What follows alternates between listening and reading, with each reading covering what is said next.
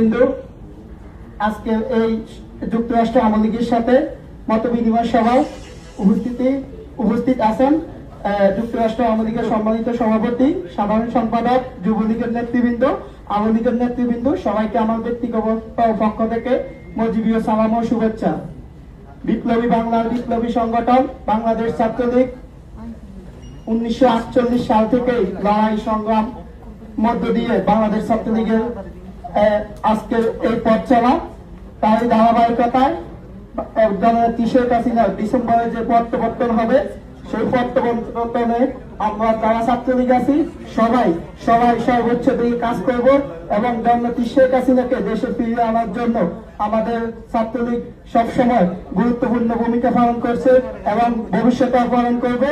আমরা যুক্তরাষ্ট্র ছাত্রলীগ যুক্তরাষ্ট্র আওয়ামী লীগের নির্দেশনায় আমরা সবসময় মাঠে থাকবো। এই বলে আমার সংক্ষিপ্ত বক্তব্য শেষ করলাম। জয় বাংলা, জয় বঙ্গবন্ধু।